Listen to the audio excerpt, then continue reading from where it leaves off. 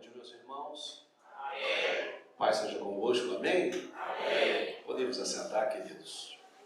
Primeiramente, eu quero glorificar a Deus pela oportunidade de poder estar aqui com os irmãos. Neste novo espaço, é a primeira vez que venho, mas acredito que é a terceira oportunidade que tenho de estar com os amados aqui nesta igreja tão abençoada. Quero agradecer o convite e me sinto sempre honrado e feliz em poder atender.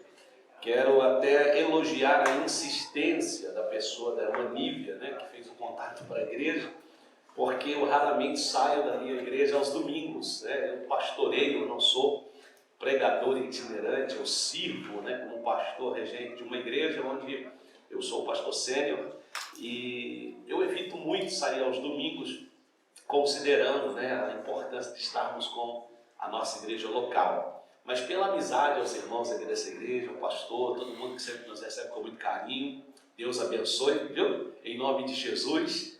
E eu quero aqui trazer a menção, a insistência, desde janeiro, pastor, a gente quer contar com o senhor. E infelizmente no mês de junho eu sofri um acidente de carro com a minha esposa, onde ela ficou gravemente ferida e ainda está em processo de recuperação. Ela não pôde estar aqui comigo, mas eu acredito que numa próxima oportunidade, quem sabe ela possa me acompanhar e juntos estarmos adorando ao Senhor com os amados aqui. Amém? Pega a sua Bíblia, por favor. Abra, por gentileza, na carta de Paulo aos Romanos. Carta de Paulo aos Romanos, no capítulo de número 12. Foi-me dado a sugestão de trazermos uma ministração nesse culto de família sobre o tema Desafios da Família no século XXI.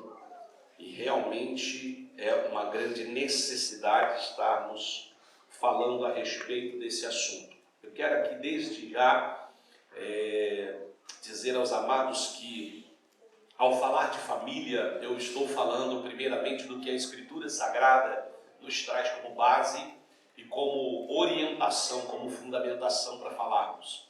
Mas também eu falo da experiência vivida. Eu sou filho e neto de pastor, cresci no lar cristão, sou o 11º filho de meu pai. Papai e mamãe tiveram 11 filhos, vovô e a vovó tiveram 18, A vovó perdeu o 4. A família é uma família bem grande e todos servem ao Senhor, todos são ministros do Evangelho, todos ministram na casa de Deus. Mas quando eu digo que falo dessa experiência, porque ao crescermos no lar cristão, ao crescermos dentro de uma grande família, a gente vê de tudo. Vê os acertos, mas também vê os erros, e a gente aprende com isso tudo. E por fim, o que eu ministro de família também é muito aquilo que Deus tratou comigo. Eu, com 4 anos de casado, para quase 5 anos, passei por uma grande crise conjugal. Eu e minha esposa quase nos separamos, e ali quase que o inimigo termina com o meu ministério, com a minha família, com o meu casamento.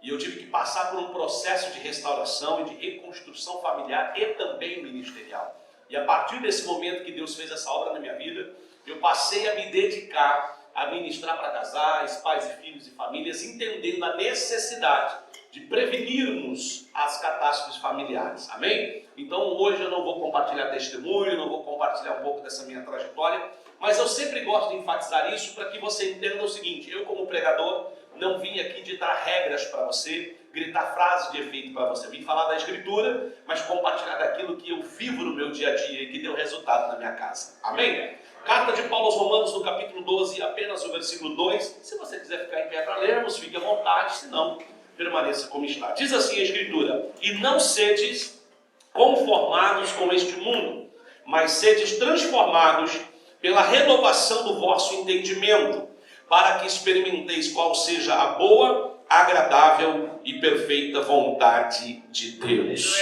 Olhe comigo um instante. Pai amado, Deus querido, eu te dou graças pela oportunidade de estarmos aqui na tua casa, reunidos com os nossos irmãos, falando da tua palavra. E agora, Senhor, eu peço que não seja o meu entendimento, o meu querer, o meu falar, mas que seja o seu querer e efetuar, Senhor, que possa trazer a este lugar aquilo que o Senhor tem para o teu povo, Pai. Fala com os pais e com os filhos, fala com os casais, fala com os jovens, adolescentes, Senhor. Fala com todos aqueles que precisam hoje compreender mais de Ti sobre família e abençoa-nos, ó Deus, com a revelação da Tua palavra. É o que nós te pedimos no nome de Jesus. Amém e graças a Deus. Podemos assentar em nome de Jesus. Meus amados, quando nós vamos falar sobre família, é importante que primeiro a gente possa definir e conceituar o que é exatamente família. Família é grupo de pessoas que possuem um grau de parentesco com ligação biológica, ancestral, legais ou afetivas. O que isso quer dizer? Primeiro, quando a gente fala que somos uma família, a gente está dizendo o seguinte: nós somos um grupo de pessoas que tem um grau de parentesco, ou seja, nós temos uma ligação familiar. Então, existem ali o pai, a mãe, os filhos, e depois, naturalmente, a gente conhece os avós, né, os sobrinhos, os tios, os primos. Isso são níveis de grau de parentesco. Mas quando a gente falar de família, é importante que a gente entenda que o primeiro plano familiar, o primeiro nível de relacionamento familiar é o marido e a esposa, o pai e a mãe e os filhos, aqueles que habitam debaixo do mesmo teto. Os demais compõem também a nossa família num outro nível de proximidade familiar, e aí a gente chama isso de familiares.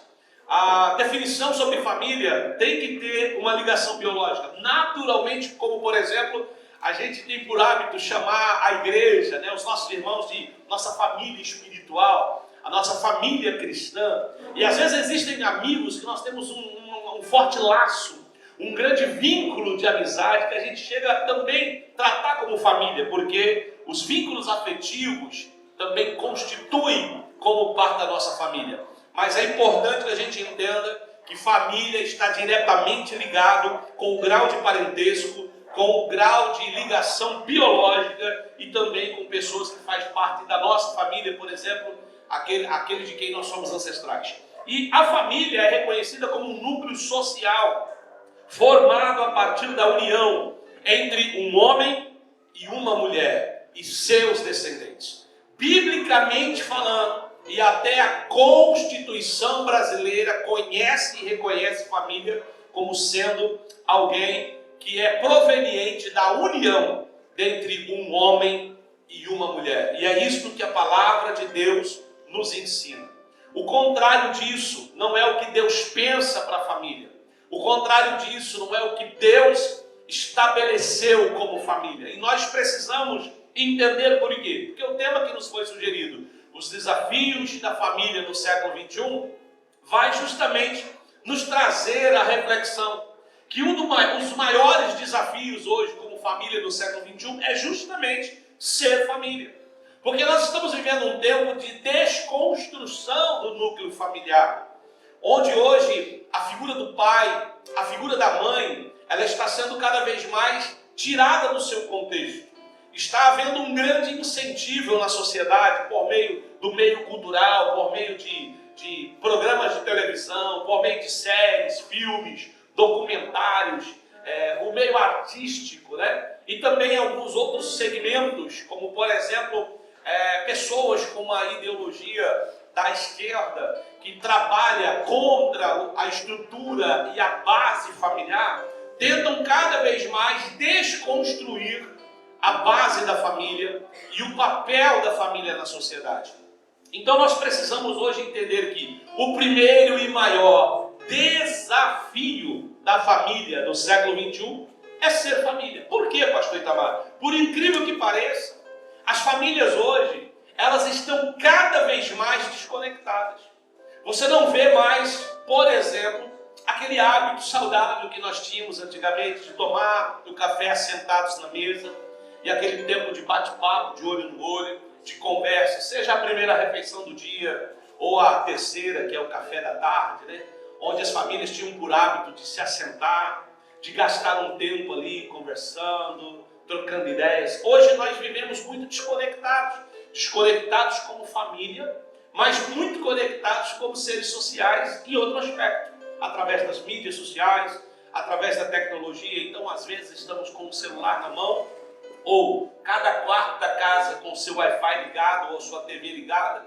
Nós nos assentamos separados, nós não temos mais aquele tempo de mesa, aquele tempo de família juntos, assentados, naquela refeição gostosa, naquele tempo gostoso em que nós estávamos reunidos como família.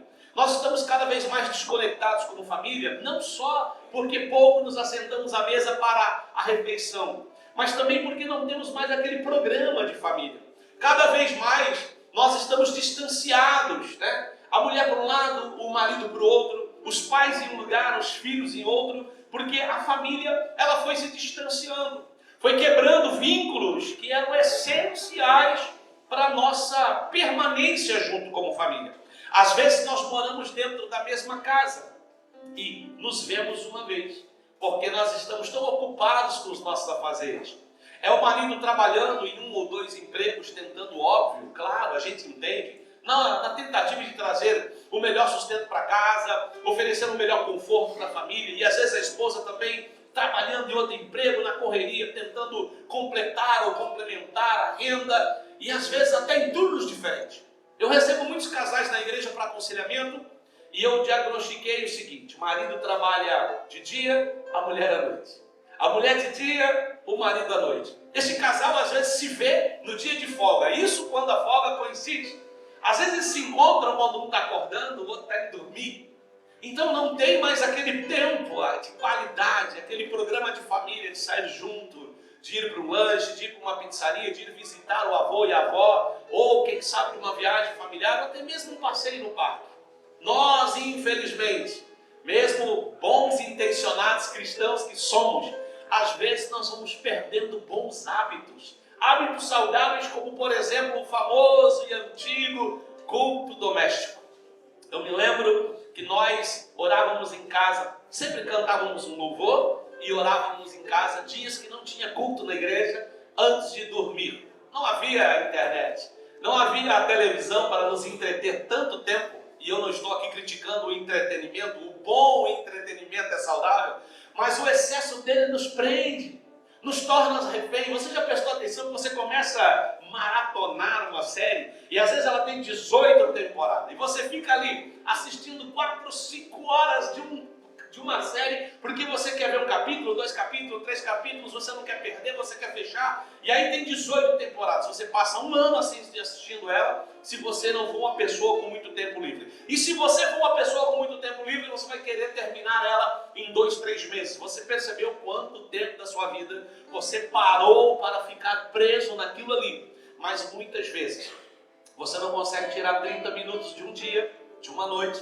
que não tem culto na sua igreja, para ler a palavra, para cantar o louvor. O famoso devocional. Eu não sei se você sabe o que é isso, se você já fez isso. O devocional é um tempo que você separa para Deus e com Deus, seja sozinho ou em família, e você lê a palavra, você ora, e você tem um tempo ali com o Senhor. É um tempo do seu dia que você consagra para Ele. Mas eu me lembro que nós tínhamos esse hábito. E eu, como 11º filho do meu pai, eu cresci, criança, vendo tudo isso acontecer. Eu tenho 6 irmãs, e dessas 6 irmãs, 5 delas foram batizadas no Espírito Santo no culto doméstico em casa. A gente espera os grandes avivamentos acontecerem na igreja, no templo, porque a igreja somos nós. Amém ou não amém? A gente espera os grandes moveres de Deus acontecer no congresso, na conferência, no seminário que vai vir o grande avivalista, o pregador famoso da mídia, que tem muitos seguidores, o pastor daquela mega igreja que ora e joga o paletó e que empurra e as pessoas caem, A gente gosta de ir atrás desses movimentos e ver esses grandes moveres e acontecimentos, mas eles, não estou aqui dizendo que todos são legítimos, muitos deles não são, alguns deles não têm menor base bíblica, mas alguns nós sabemos que Deus faz e Ele move. Amém? Você crê que Deus faz? Amém. Nós não duvidamos. Só que acontece que muitos deles jamais serão realidade em nossa vida, porque dentro do nosso lar, como família, nós não estamos conseguindo ser igreja. O maior desafio da família no século 21 é ser família, é se conectar como família. Olha que coisa linda. O Salmo 133 diz que bom é suave que os irmãos vivam em união, que isso é maravilhoso, é como óleo precioso que desce sobre a cabeça e a barba de Arão e vai até os seus vestidos. E o versículo 3 diz que ali, onde nessa união, o Senhor ordena bênção e vida para sempre. Só que a gente associa o Salmo 133 apenas para a congregação, apenas para o culto, apenas para o momento de ajuntamento, onde a igreja se congrega. Não, o texto está se referindo a tudo que tem a ver com união, a tudo que tem a ver com comunhão, a começar pelo casal, a começar pelos pais e filhos, a começar pela família, amém? Se tivermos uma família abençoada, naturalmente a igreja será abençoada. Se tivermos uma família feliz, bem-sucedida, estável, firmada na palavra, naturalmente a igreja também será. E isso vai refletir na sociedade, na escola, na universidade, no trabalho. Por quê? Porque aquilo que você for, você vai refletir onde você está. Quando o Salmo 133, versículo 3 diz: ali o Senhor ordena a bênção e vida para sempre. Eu quero te dizer uma coisa: se houver na sua casa união, comunhão, o Senhor ordenará a bênção ali. Se houver na sua família união e comunhão, o Senhor ordenará a vida ali. É o que diz a Escritura. Você crê nisso? Amém? Então, quanto mais conectada a família for, quanto mais próxima for a família, se a tua melhor amiga for sua mãe, se o teu melhor amigo for seu pai: ah, pastor, mas é tão difícil, o senhor não conhece meu pai, você não conhece minha mãe. Então, muitos pais têm dificuldade de serem amigos dos filhos, porque tiveram dificuldade de ser amigos dos seus pais. A gente acaba dando aquilo que a gente ofereceu, aquilo que a gente não aprendeu a receber, a gente dificilmente consegue dar. Eu sei que às vezes nós nunca ouvimos de um pai a palavra eu te amo, de uma mãe eu te amo, porque fomos criados num sistema muito rígido, muito fechado, onde as pessoas tinham dificuldade de expressar sentimento e carinho, mas não quer dizer que ele não nos amava. Agora nós podemos melhorar isso, amém?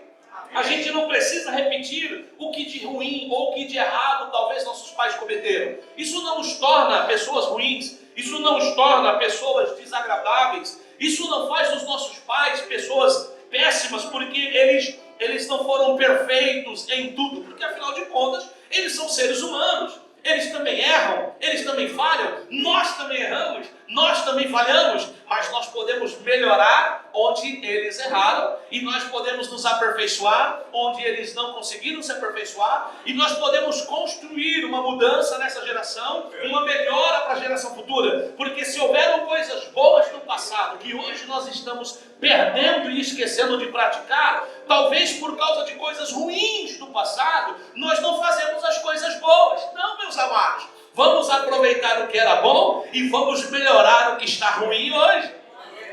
Vamos avançar como família. Então vamos lá, primeiro grande desafio da família no século 21 é ser família.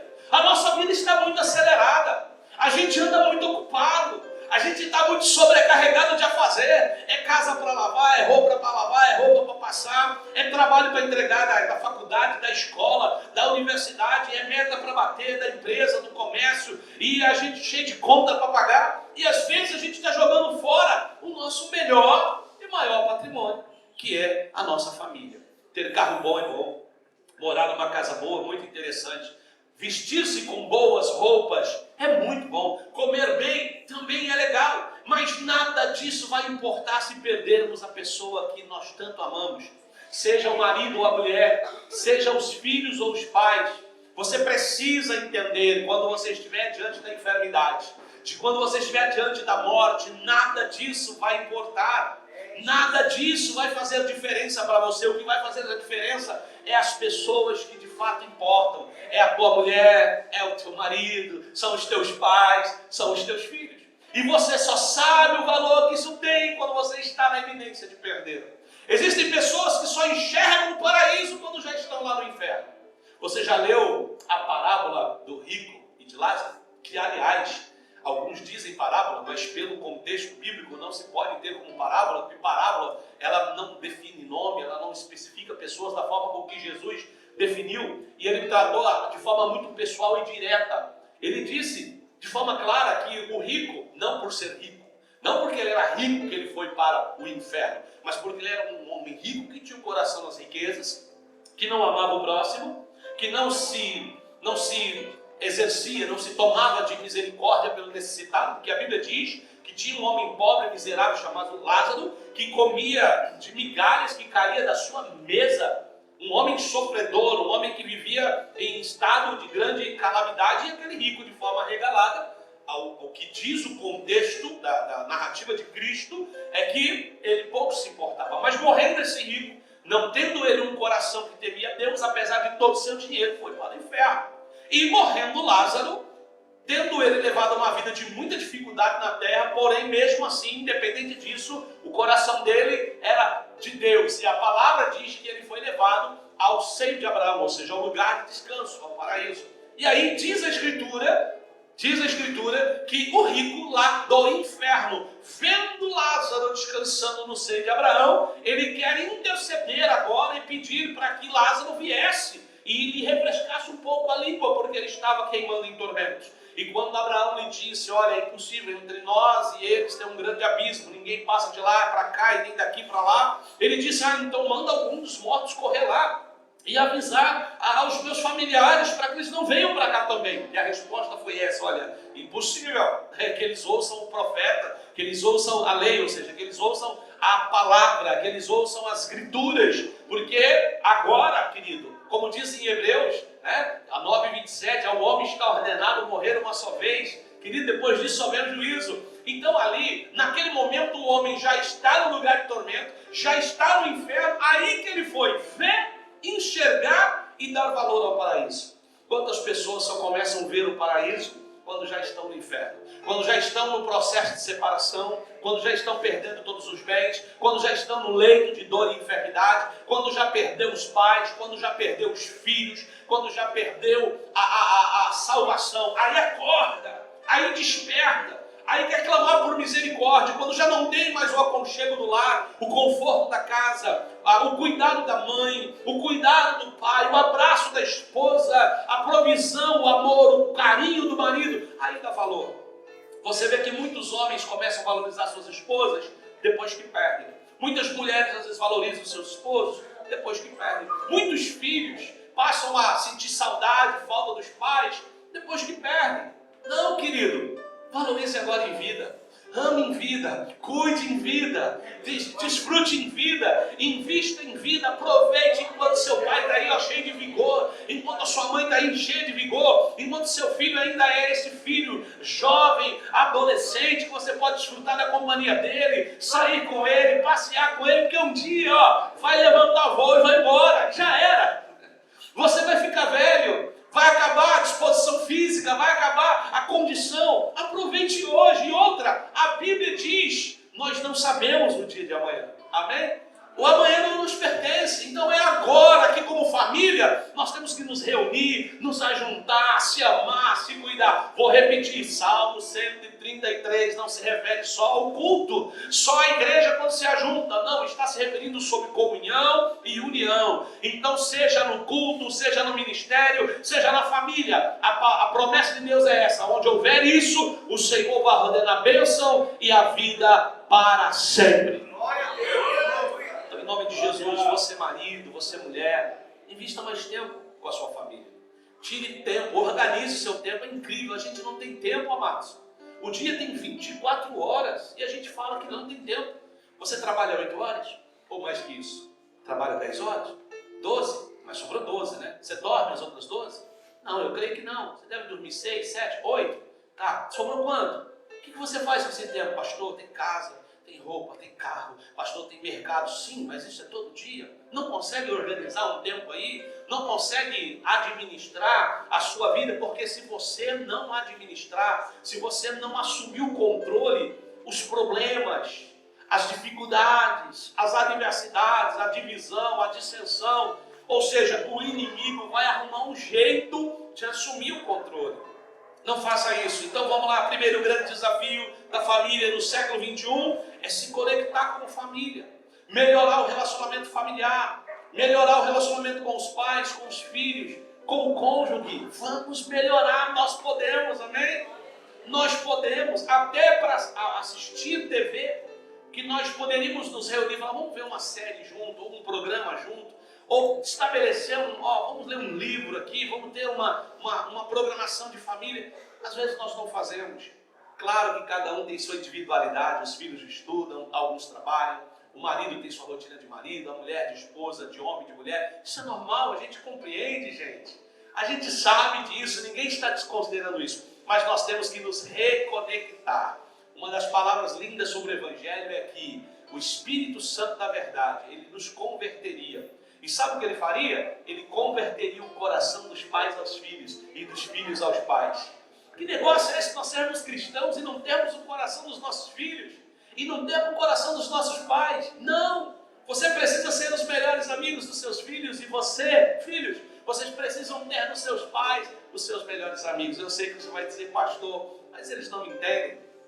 Os pais vão dizer, a linguagem deles é outra, pastor, eu não consigo me comunicar. E os filhos vão dizer, a linguagem deles é outra, pastor, eu não consigo me comunicar. Interessante que depois que a gente passa dos 40, aí a gente fala assim, como eu deveria ter ouvido os meus velhos. Como faz falta os conselhos dele, as palavras, até as histórias repetidas, né? Aquelas coisas que não acabavam, as piadinhas sem graça, que a gente achava careta, antiquada, quadrada, aí a gente passa a ter saudade. Eu sei o que é isso, eu perdi meu pai faz 13 anos, e de vez em quando eu me pego lembrando dele e sentindo falta das coisas até chatas que ele dizia repetitivamente, que na época eu me incomodava. E hoje eu falo como eu queria poder ouvir o meu velho novamente. Então, eu aprendi com isso, a tentar conectar o meu coração ao coração dos meus filhos.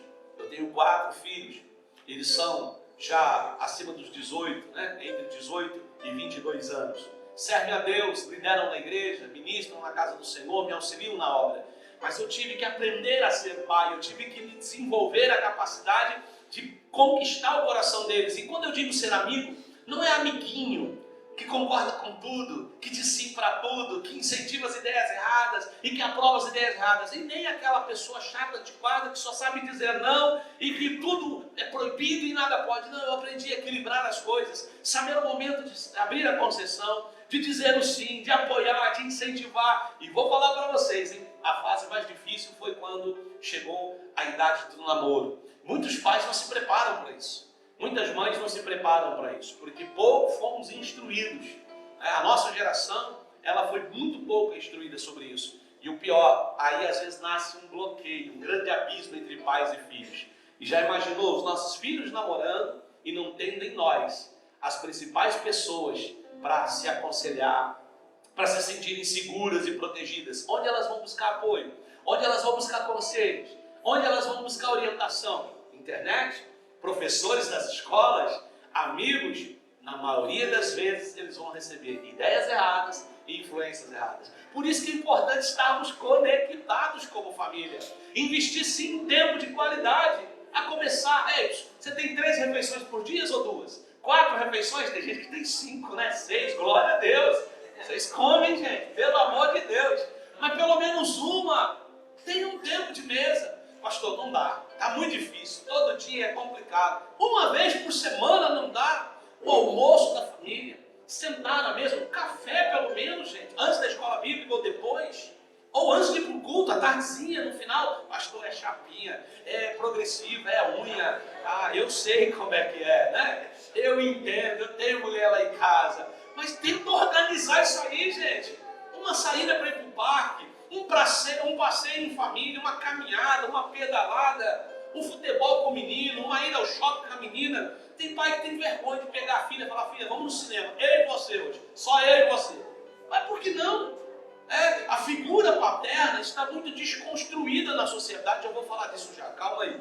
Nós precisamos cuidar para que esta impressão mude. Eu sou o pai da minha filha e ela precisa me ver como alguém que lhe dá segurança e proteção, sim, em nome de Jesus. Amém? Amém. E por que não? Da mesma forma a mãe com os filhos. Então, em nome de Jesus, meu primeiro conselho, vamos nos reconectar com família. Não deixe essa criancinha crescer e se distanciar de você. Porque enquanto é bebê, está no colo, e beijinho, e abraço, e filhinho da mamãe, e filhinho do papai. Porque depois que cresce, vira esse bichinho que ninguém segura mais. Esse monstrinho que ninguém quer por perto. Ou se isola, se tranca num quarto, não sai mais junto, tem vergonha de andar com o pai e a mãe, tem vergonha de pegar na mão. Irmãos, até hoje, quando eu visito a minha velhinha, e quando eu falo velhinha é com amor, minha mãezinha, eu ando abraçado com ela, eu pego na mãozinha dela e vou pro mercado, faço questão de ostentar minha velhinha, está com quase 80 anos. Eu amo ela, eu sou beijoqueiro. Mas por quê? Porque ela me deu essa liberdade, ela me criou assim. Ai, pastor, é muito meloso, né? Eu sei que às vezes a gente mima demais, aí tá errado, né? A hora de dizer não é não. Amém ou amém? A hora de pôr de castigo, da disciplina, é o amor. A Bíblia diz que quem ama corrige. Um bom pai e uma boa mãe disciplina, nem que for chorando, né? Eu não queria disciplinar, mas eu preciso porque eu amo. Agora a gente não pode deixar criar distanciamento, porque se a família se distanciar, o que não presta aí fora vai se aproximar, vai seduzir o coração deles, e dificilmente a gente vai conquistar de volta. Abra a Bíblia, por favor. Leia Gênesis 2, 24. A Bíblia diz assim, ó, Gênesis 2, 24. Deixará o homem o seu pai e a sua mãe, e unir-se-á a sua mulher, e ambos serão uma só carne. Princípio bíblico, deixar. Está falando de desmembramento, depois, e unir-se-á a sua mulher. Está falando de ajuntamento, formar família. Então, quando uma família se forma, aconteceu o desmembramento de uma família, e desmembramento de outra família, e houve um ajuntamento de dois que formou agora uma nova família. Então bora lá, vamos pensar. Nós nos casamos para quê? Para ficar separados dentro de casa? Estou vendo ali algumas jovens, alguns adolescentes ali, tem alguns rapazes, algumas moças que um dia vão se casar. Você acha que eles estão querendo casar para quê? Não é só para aquilo que você pensou aí, não. Não. É muito bom, maravilhoso, é bênção debaixo do princípio da palavra, amém ou amém? Pensei que vocês não eram dessa terra. Eu pensei que vocês já estavam no céu, né? Calma que eu vou pegar leve, eu sei que, né, o público aqui não tem só casais adultos, então eu vou com calma, é culto de domingo, fica tranquilo que eu vou me segurar aqui, ok? Mas vocês acham que eles querem casar só pensando em algumas coisas que as pessoas acham? Não!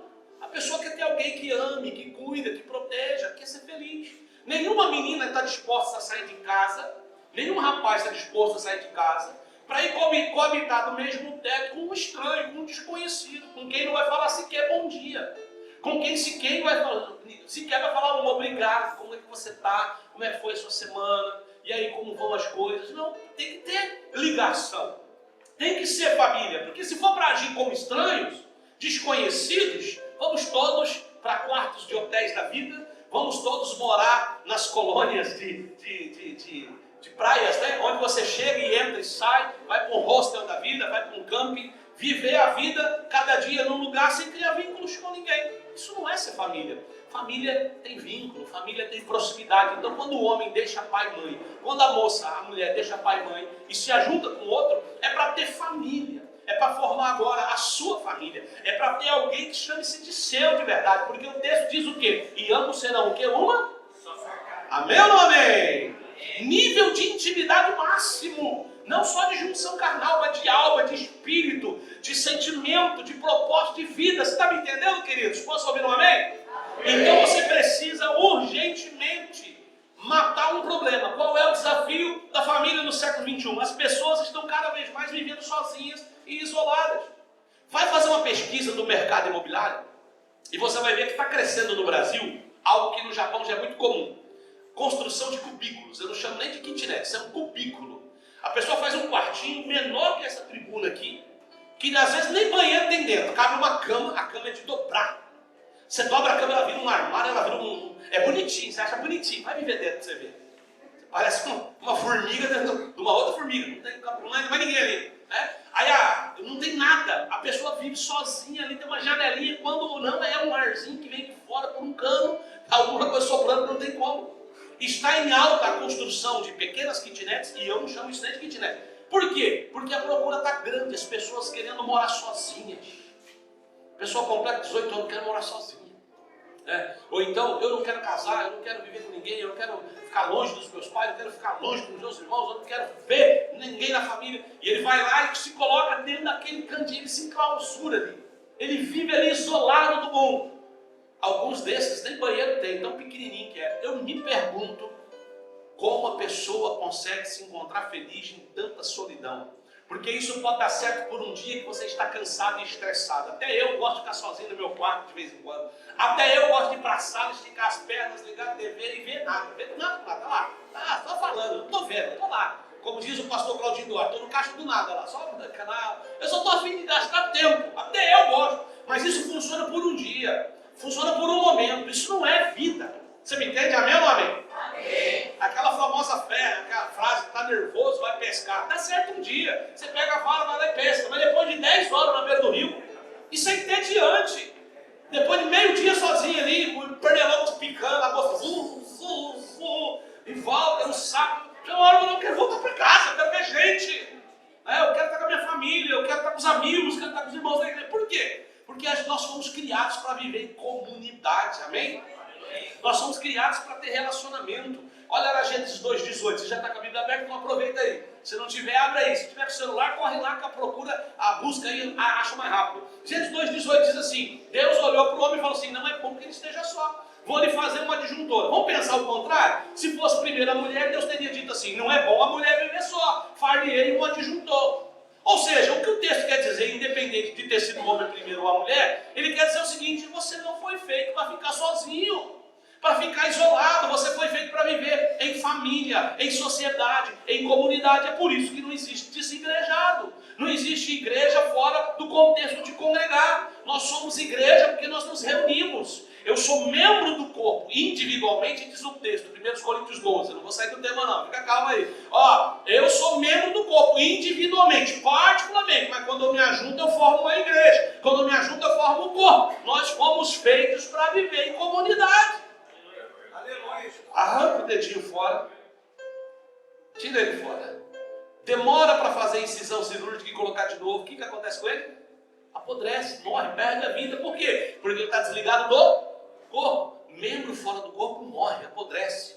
Quando nós ficamos desvinculados da família, a gente perde princípios, a gente não vive perfeitamente a vida, a essência, o propósito para o qual Deus nos criou. Então, nós não podemos querer permitir que esse isolamento, essa vida solitária tome conta da gente. Não, vamos viver em família. Gente, hoje poucas famílias se reúnem em dias e datas marcantes, como o Dia dos Pais, Dia das Mães, Natal, Ano Novo.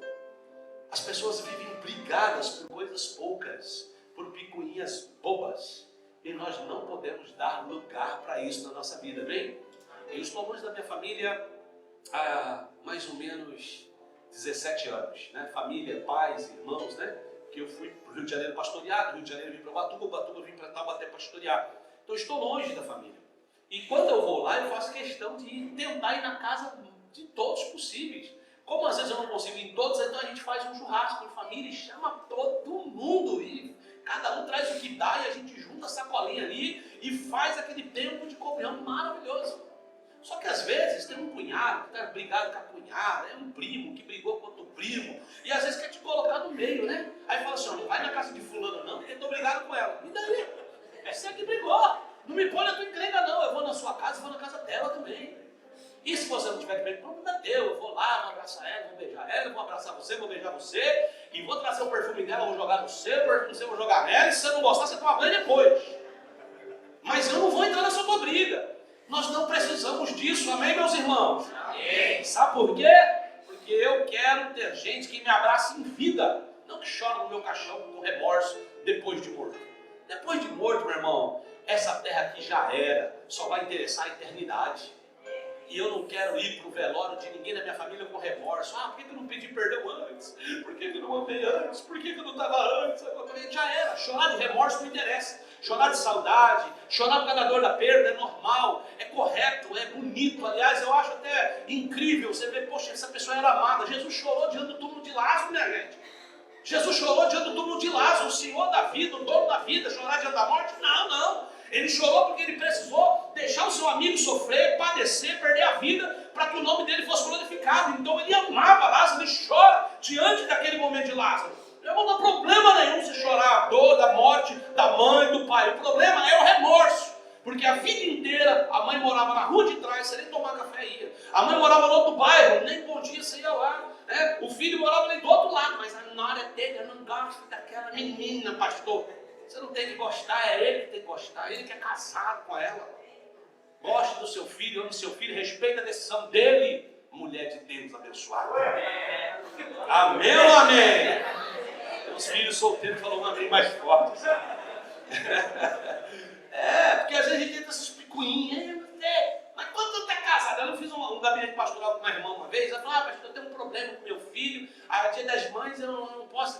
Mas por quê? Porque prefiro que ele não vá lá em casa com a mulher dele, a gente não se dá bem. Mas quanto tempo está casado? Vai 20 anos. Eu falei, meu filho, se vocês não se deram bem agora, na eternidade, não vai dar não. Não vai dar, depois de 20 anos.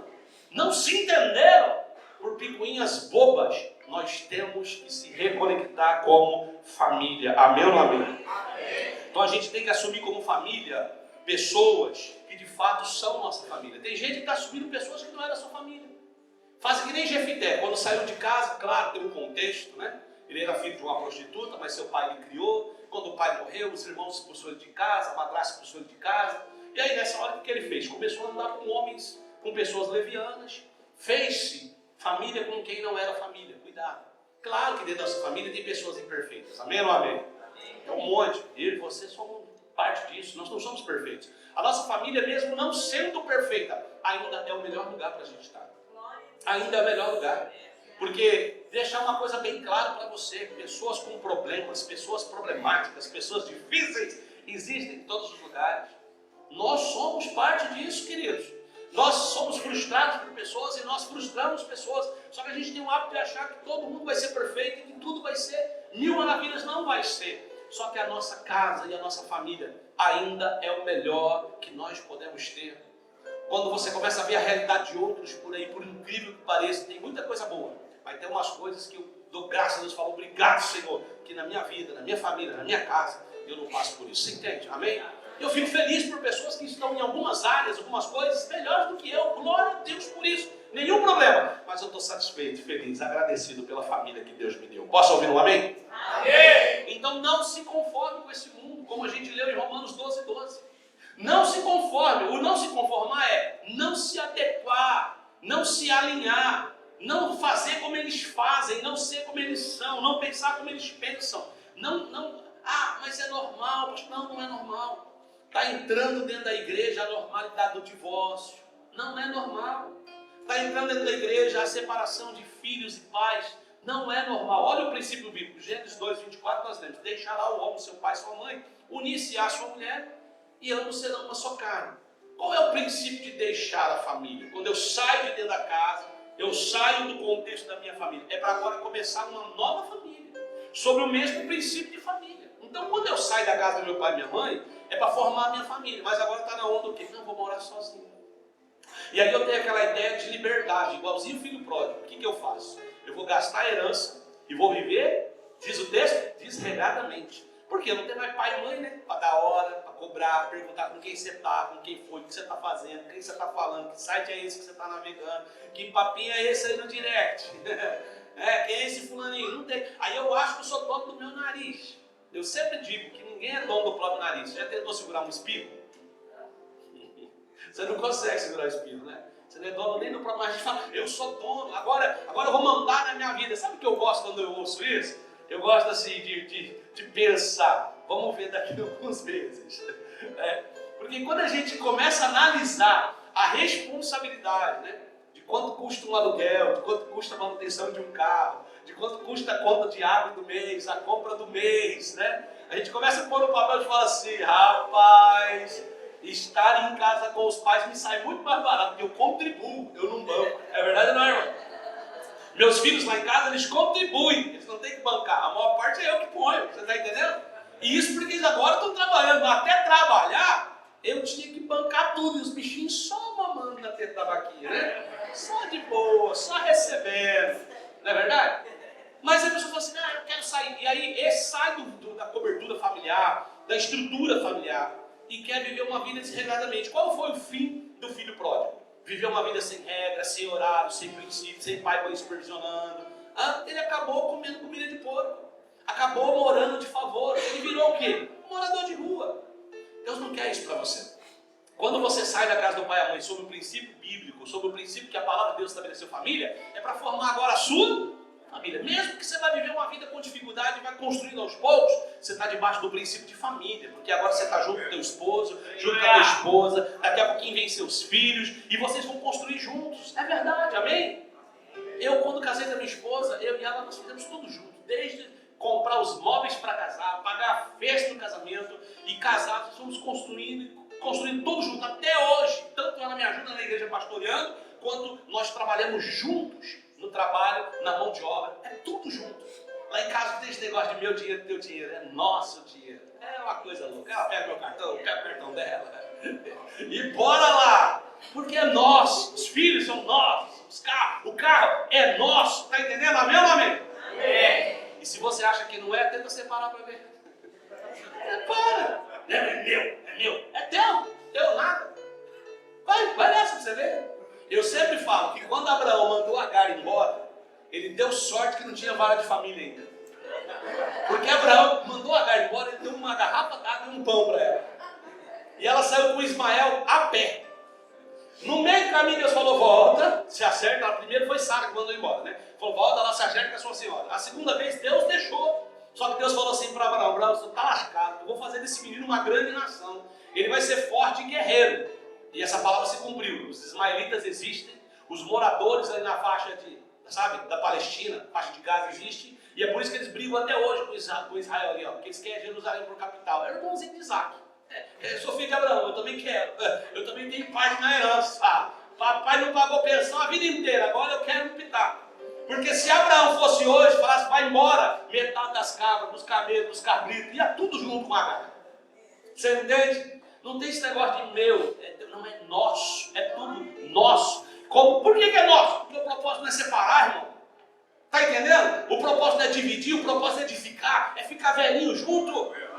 Amém ou não amém? É um cuidar do outro junto, é os filhos herdar e os netos herdar, e a bênção permanecer na família.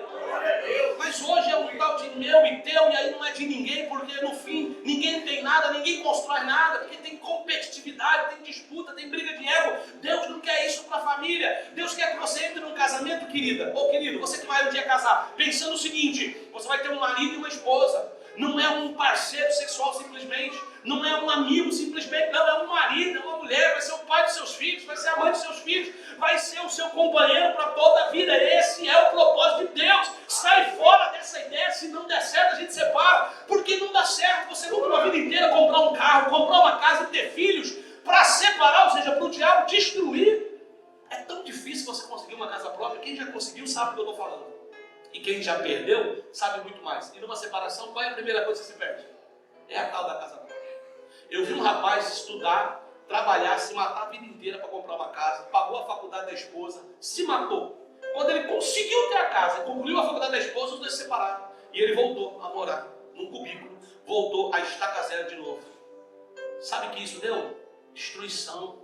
Filho, um dia na mãe, um dia no pai, perde a referência. Sabe onde o filho foi parar um dia? Na casa da avó. Porque agora não se dá bem com a madrasta, não se dá bem com o padrasto, não se dá bem com o outro irmão que veio e que começa a ter competitividade e ciúme e tratamento diferenciado, porque, poxa, você pega um garoto que agora está com 18 anos, vê um bebezinho de um mês, não vai competir nunca.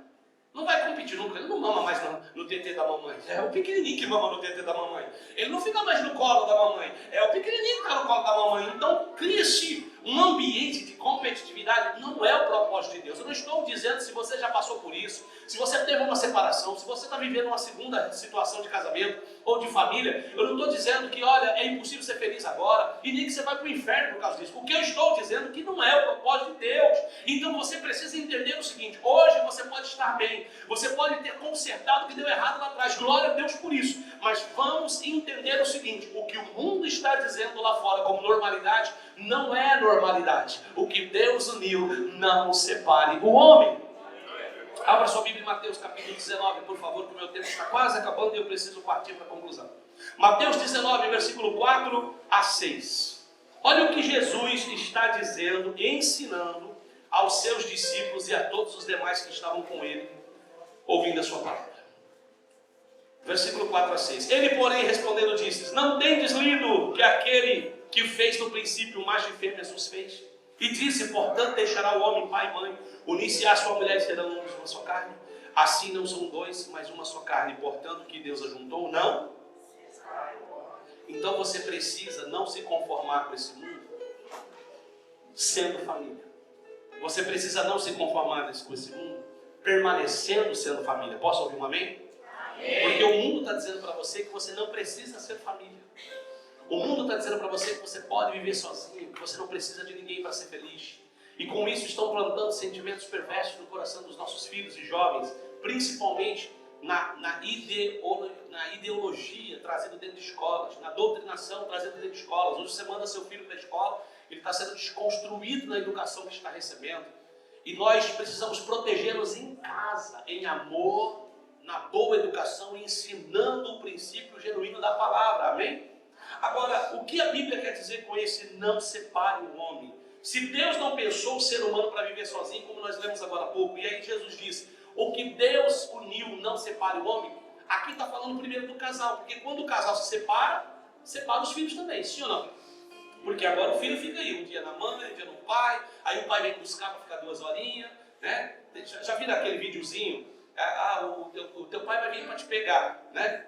Aí o pai vem, te pega a criança, faz uma foto, posta no Instagram, devolve para a mãe e vai embora. Ele veio para pegar no colo, fazer foto para a rede social e ir embora. Porque agora, se ele não tinha tempo dentro de casa, imagina fora. Não é verdade? Se ela não tinha tempo dentro de casa, imagina fora. Se a gente não consegue ser pai e mãe junto, imagina separado. Por incrível que pareça, né? Então, quando a Bíblia diz não separe o homem, Deus não está pensando só no casal, não, gente. Não é só no homem e na mulher, Deus está pensando na família, na ferida que vai gerar, na desconstrução da estrutura. Se você for analisar a maior causa da estatística escolar, onde as crianças não estão indo bem nos estudos, você vai ver que são filhos de pais separados, de pais ausentes ou de mães ausentes. Crianças e adolescentes que se envolveram com criminalidade, que se entregaram às drogas. Ei, quem está me ouvindo, diga bem. Você vai olhar pais ausentes ou pais separados. Jovenzinhos, adolescentes se interessando por homoafetividade. Aqui tem um outro índice. Além de pais ausentes ou separados, família desestruturada, onde não havia em casa envolvimento e vínculo suficiente. Eu estou dizendo que pode haver exceções? Pode. Pais fazerem de tudo e assim mesmo filhos fazerem escolhas erradas? Pode. De novo eu vou falar do filho pródigo. A Bíblia diz que ele pegou a herança, o pai deixou ele ir, ele foi. Isso mostra que ele tinha uma boa estrutura, ele tinha uma boa casa, ele tinha boa condição de vida e assim mesmo ele quis ir. E o pai não pôde impedir. Então, pai e mãe, tendo feito tudo, criado em amor, dado a melhor educação, cumprido a palavra, não vai ficar se culpando por resto da vida por uma escolha errada que o filho e a filha fez. Mas não contribua com isso. Seja prudente nisso. Quem está me ouvindo, diga amém. Quem está entendendo, diga amém. Amém. Então, quando a Bíblia diz o que Deus uniu, não separe. O homem começa pelo homem e a mulher. Mas Deus não uniu só o homem e a mulher, Deus uniu a família. Quando Deus une um homem e uma mulher, está formando uma família. O princípio bíblico é esse. E quando houver separação, vai separar também os filhos. Então, o que representa aqui não separa o homem, pastor Itamar Vicentini? Primeiro, a cultura, o costume do mundo. Quando eu li para vocês Romanos 12:2, eu quis dizer o quê? Não se conforme com esse mundo. Ou seja, não se conforme com a ideologia desse mundo, com os princípios desse mundo, com a cultura desse mundo, que banalizou o casamento. Hoje nós temos dentro de algumas igrejas as irmãs Gretchen e os irmãos Fábio Júnior. Conhece as irmãs Gretchen? Já casou 15 vezes.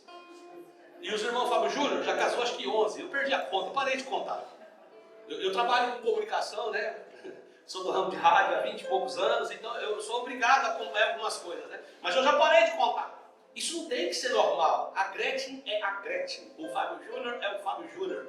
Nós somos filhos e filhas de Deus. E a nossa vida é diferente. Eu não posso me conformar e achar que é normal essa rotatividade de padrastos e de madrastas. Isso tem gerado abuso sexual, desrespeito, pedofilia. Tem gerado defraudação emocional. Lembra quando Jesus chegou perto da mulher samaritana? João capítulo 8. Quem já leu, diga glória a Deus. Glória a Deus. Não leu, não tem problema. Vai ler, tá? João capítulo 8. Ele falou assim para a mulher samaritana: vai lá e chama teu marido. Qual foi a resposta dela? Eu não tenho marido. Mas ela tinha um homem com ela. Ela morava com alguém, ela coabitava com alguém. Aí Jesus falou assim: disseste bem, já tiveste, escute isso aqui, ó, já tiveste 5 e o que tem agora também não é teu. Essa mulher vivia de constantes relacionamentos instáveis. Ela trocava de companheiro e parceiro com frequência. Ela vivia emocionalmente totalmente ferida. Ela estava sendo vítima de defraudação emocional. Porque quando uma mulher fica nessa rotatividade de parceiros e companheiros, ou também um homem está passando por isso, é uma pessoa que não se encontra emocionalmente. É uma pessoa que não se realiza emocionalmente, então está sempre muito frustrado. Sempre na necessidade de ter que se agradar de alguém ou agradar alguém, de ser desejável para que alguém esteja ao seu lado. E quando nós entramos e saímos de tantos relacionamentos assim, isso demonstra instabilidade emocional, feridas na alma. Então Jesus estava chegando ali para curar aquela mulher, e ela ficou maravilhada quando ele disse exatamente como era a realidade da vida dela. Este não é o propósito de Deus para nós.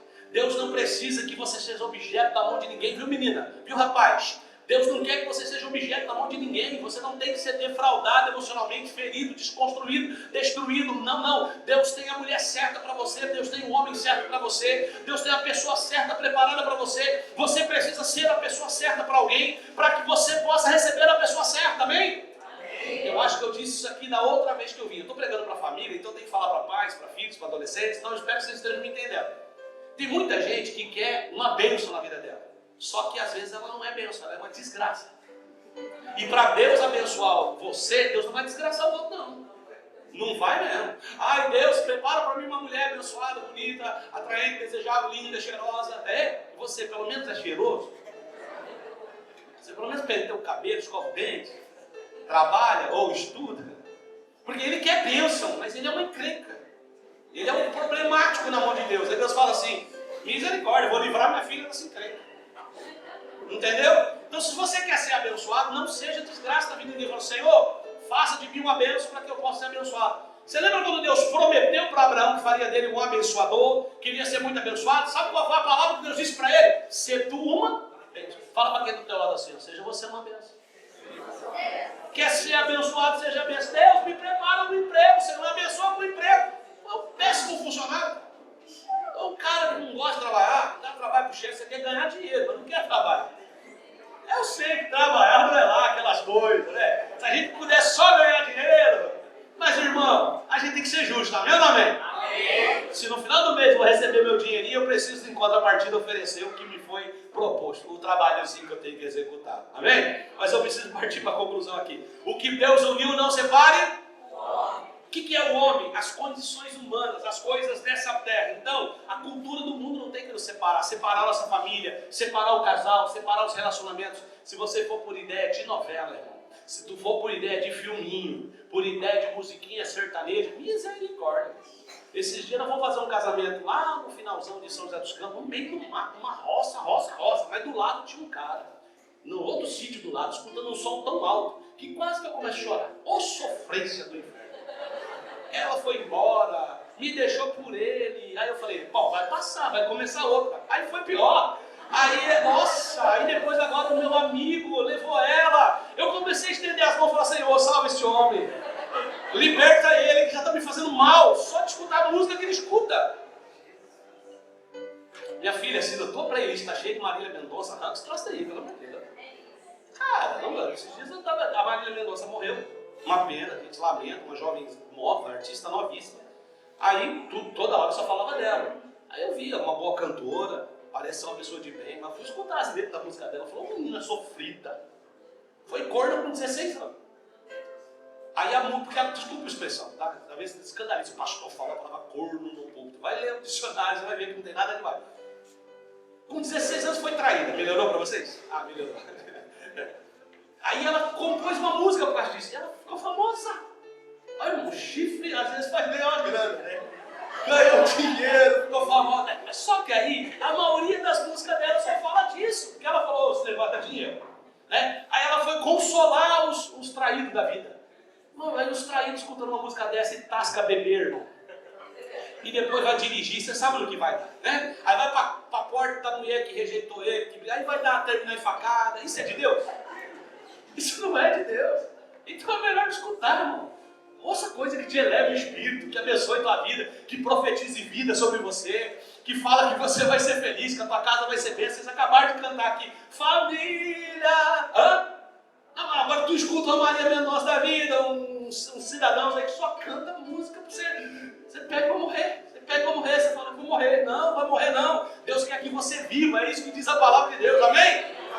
Então o que Deus uniu não separa o homem. Agora, se você ficar vendo certas séries, certos filmes, determinadas novelas que só fala pro marido trair a mulher e pro filho realmente mentir pro pai e a mãe, a filha mentir pra mãe e sair, e fazer e acontecer, o que isso gera? Separação, divisão, desconstrução de família. Não é este o propósito que Deus tem para você.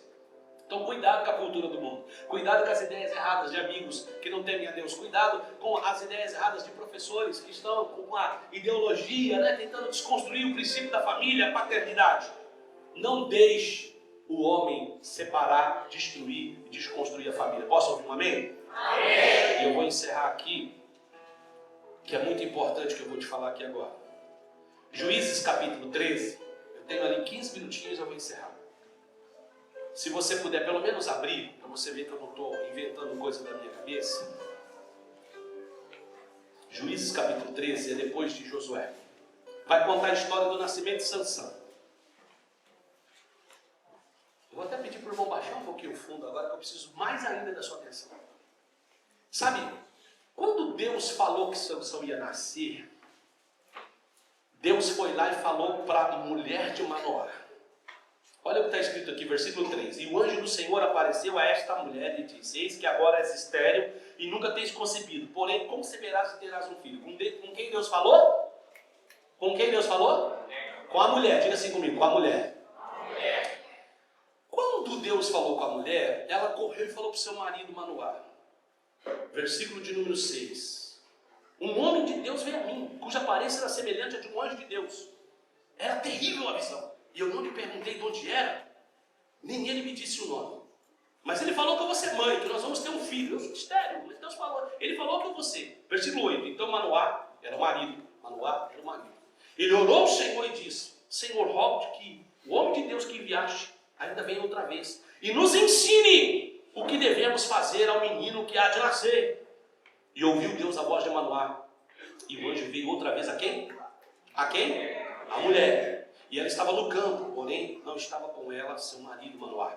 Apressou-se, pois, a mulher e correu, notificou ao seu marido e disse: eis que o homem que veio a mim outro dia me apareceu. Então Manoá levantou-se, seguiu a sua mulher. E foi aquele homem e disse: és tu o homem que falou com a minha mulher? Ele disse: eu sou. Então disse Manoá: cumpra-se as tuas palavras. Agora presta atenção nisso aqui. Mas qual será o modo de viver do menino? Posso ouvir um amém? Amém. Olha aqui, ó, uma família, pais, um filho, um homem, um rapaz que ia crescer, um menino que ia crescer, se tornar um homem, ia ser um grande homem de Deus. Você conhece a história de Sansão? Amém ou não amém? Amém. Ok, não vou entrar muito nessa história, eu preciso encerrar aqui. O que eu aprendo aqui? Ó, não separe o homem, que eu falei para você. Cultura do mundo. Nessa lição aqui eu aprendo uma coisa, e eu gosto de ensinar isso muito e enfatizar isso na minha igreja. Nós cristãos não guiamos a nossa vida nem pelo machismo e nem pelo feminismo. Diga assim para mim, ó. Nem machismo, e nem feminismo. Diga assim bem forte: cristianismo. Posso ouvir glória a Deus? O que prega o machismo? O machismo, ele desvaloriza a mulher e desrespeita a mulher. São homens que acham que a mulher é objeto. Mulher é para lavar, passar e cozinhar. Mulher não pode trabalhar, a mulher não pode ter autoridade em casa, em algumas funções. A mulher não pode ter carreira, a mulher não pode ser nada na vida. Mulher é objeto, é um serzinho insignificante. Isso é machismo. Homens que depreciam suas mulheres, não as respeitam, não as honram, não as valorizam. Isso é machismo. Pessoas que agridem, abusam, isso é machismo. E as nossas filhas estão sendo doutrinadas nas escolas que os nossos homens todos são machistas. Que pai é machista, que irmão é machista, que tem cultura do estupro, então todo homem é um estuprador. Não, meu pai não era, eu não sou, e em nome de Jesus meus filhos não serão. Amém ou não amém? Amém. Eu falei algo agora que te ofendeu. O feminismo, o que ele ensina, principalmente para nossas meninas? E agora está cheio de menino feminista também. Menino, homem, não é o homoafetivo não, homem mesmo. Então tudo muito assim, sabe, com medo de se posicionar. Ensina o quê? Que o feminismo ensina que os homens não prestam, que não valem nada. Que são todos machistas, estupradores e tal. Tem que desconstruir. Então o feminismo ele prega a desvalorização do homem, desconstrói a figura paterna. Levam as nossas meninas a se tornarem, sabe, objetos dessa ideologia perigosíssima no mundo. Mas os cristãos não seguiam por machismo e nem por feminismo. Nesta passagem a gente vê um homem que trabalhava e vê uma mulher que trabalhava. Onde é que estava a mulher de Manoá? No campo. E Deus falou com ela no campo, amém? Agora, peraí, a Bíblia diz que o homem é a cabeça da casa. Sim ou não, irmão? Sim ou não, pastor? Só que Deus não falou com o homem agora, Deus falou com a mulher. A Bíblia mostra inúmeros casos Deus falando com o homem. Por exemplo, quando Isaac e Rebeca estavam grávidas, Rebeca orou, Deus falou com Rebeca, não falou para Isaac. Deus falou para Rebeca. Acho que da outra vez que eu preguei sobre isso, tá? Você deve se lembrar se você estava aqui. E aí, você vê que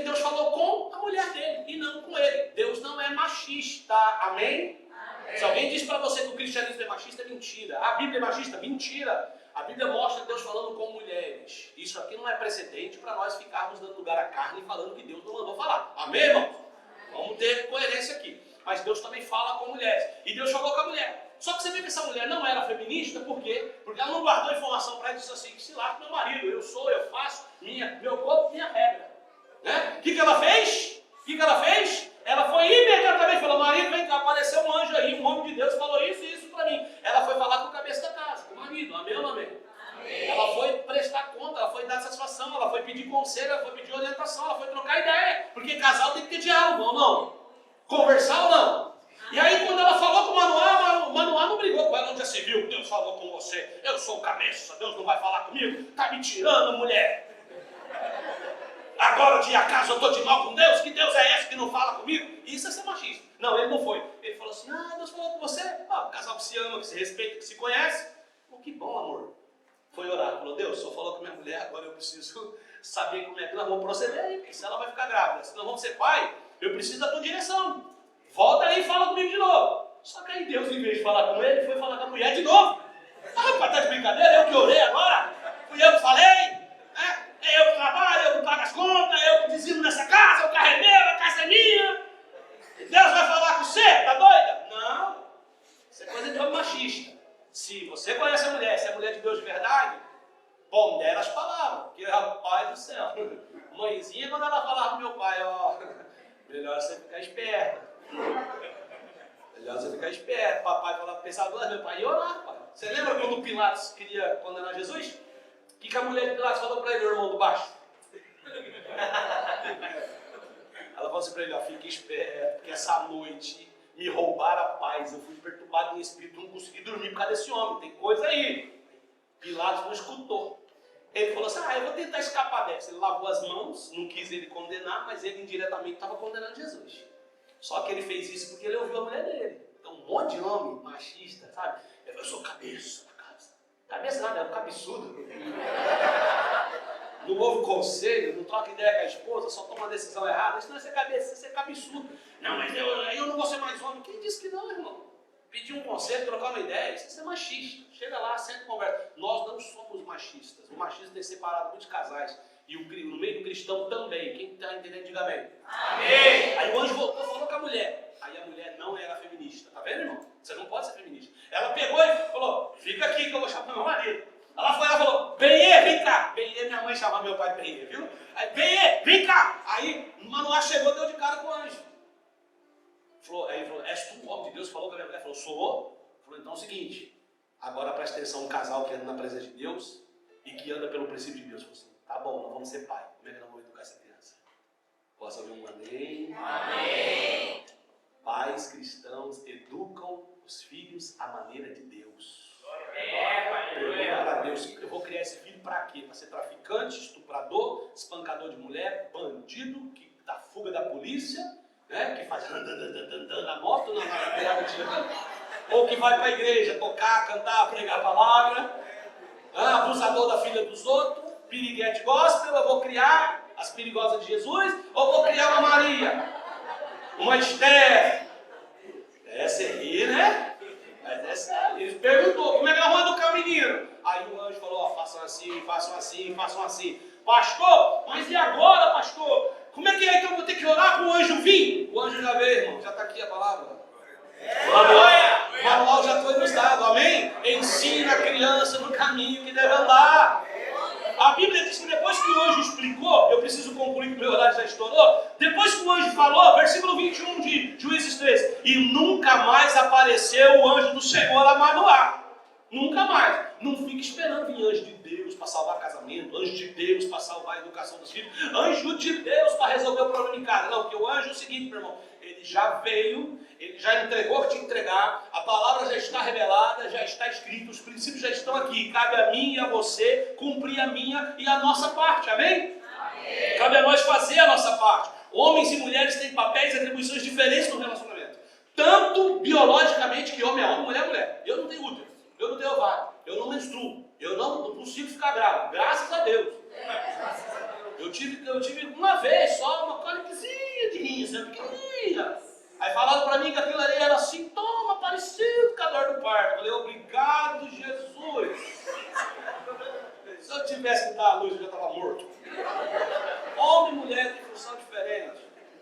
Amém ou não amém? Amém. Agora não vai querer fazer uma mulher carregar um saco de cimento, que não é a praia. Tem umas que carregam, as mulher forte. Tem umas que sobem no telhado, faz cobertura, mas são raridade, porque não nasceu para isso, nem tem que ser. Glória a Deus, deixa a mulher ser feminina, deixa o homem ser masculino. Para desse negócio de direitos iguais, tem que ser igual. Direitos igual, trabalhar, votar, dirigir. Tem umas irmãs dirigindo carreta, eu fico maravilhado. Eu não fico perto não, mas eu fico admirando. Lá em São Paulo, já viu aqueles ônibus aí? Parece um minhocão, né? É articulado. Rapaz, eu tava com o meu carro assim, quando eu olhei, uma mulher no volante, eu comecei a acelerar. Parabéns, comecei a interceder pelo povo dele. Brincadeira, brincadeira. Você vê mulher dirigindo carreta, manobrando melhor que homem. Não é problema nenhum. Agora, isso não pode inverter os papéis, você entende isso? Amém ou não amém? Aí só porque ela dirige carreta, chega em casa. Aí, maridão, seguinte, eu que mando aqui. Engrossa a voz igual o irmão aqui, na hora que estava orando aqui, eu falei, o que vozeirão, rapaz? Não precisa, continua sendo feminina. Por que tem que parecer um homem? Eu casei com a mulher, eu tenho uma mulher em casa. Se eu quisesse um barbudo igual ele em casa, você já imaginou? Certo? Não, eu casei pra ter uma mulher sensível, vozinha mansa. Que a mulher sabe pedir com jeitinho, né? A gente não consegue dizer não, né? Elas querem ir pro salão, vai torrar duzentão, nossa. Duzentão. Irmão, você vai morrer em duzentão, né? Uma horinha, cara. Aí elas vêm com jeitinho assim. Rapaz, mas tu morre com duzentão feliz. Sapato, irmão. Sapatinho caro, né, irmão? O irmão de baixo, ele é casado, irmão? Você sabe o que eu tô falando. Vai lá pro tal de Scarpan. Meu irmão do som, sabe o que é Scarpan? Meu irmão, o negócio caro, não quero saber. Daí é uma irmã com o pé aí do Scarpan, aí você sabe do que eu tô falando. Mas glória a Deus, deixa a mulher ser feminina, agora deixa o homem ser homem também. Não precisa ser ogro, monstrão, um xureque da vida, né? Porque senão você vai ter que encontrar sua Fiona. Se encontrem, em nome de Jesus. Agora não vai querer ser um ogro na vida de quem? Eu quero uma princesa. Aí tira a princesa da casa do pai e da mãe para ser ogro na vida dela. Está amarrado, no nome de Jesus, se liberta disso aí. Não, nós temos que entender que Deus nos deu funções biológicas, genéticas, até socialmente. Agora na família também não é diferente. O homem é o homem, a mulher é a mulher, o pai é o pai, a mãe é a mãe. Entende isso? Os dois se equilibram, glória a Deus. Quem não tem a mãe presente sabe a falta que faz. E quem não tem o pai presente sabe a falta que faz, pois os dois juntos completam. E se não estiver completando, a gente pode melhorar. Não vou deixar tudo para a mãe, não. Tudo para o pai, não. Vamos alinhar e fazer o que é melhor para a nossa família. Você pode ficar em pé, que eu quero orar por você? Eu vou deixar aqui para você ler em casa, devocional. Amém? Tarefa de casa. Quem vai levar essa tarefa para casa? Amém. Hoje é culto de família, então tarefinha do culto de família. Chega em casa, leia Provérbios 31, versículo 10 a 27. Provérbios 31, 10 a 27 vai mostrar a mulher como governanta da casa. Ela não é inferior ao marido. Ela governa a casa. O marido é a cabeça, ela governa. Lá no Provérbios 31, 10 a 27 vai mostrar a mulher cuidando da lavoura, cuidando dos empregados, cuidando da casa, trabalhando, cuidando de negócio e sendo uma mulher maravilhosa, sábia, que edifica a sua casa, que cuida, que ajuda seu marido. Amém, irmão? Amém. Leia com calma. Faça a leitura e ora. Para você, mulher, diga assim, eu quero ser essa mulher. E você, marido, que eu enxergue na minha mulher isso. Ou você que está solteiro, Senhor, me dá essa mulher.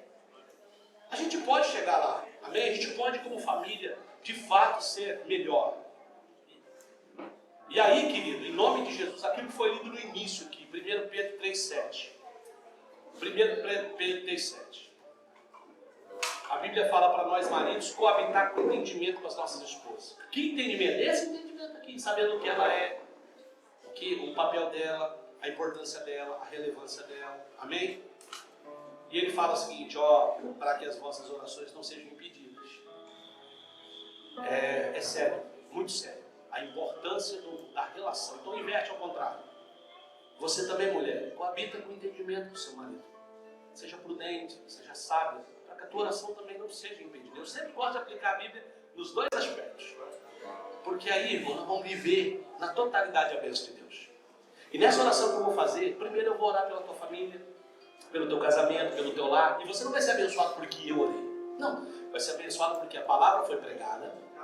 Você ouviu a palavra, você creu na palavra. E nós vamos orar com base nesta palavra.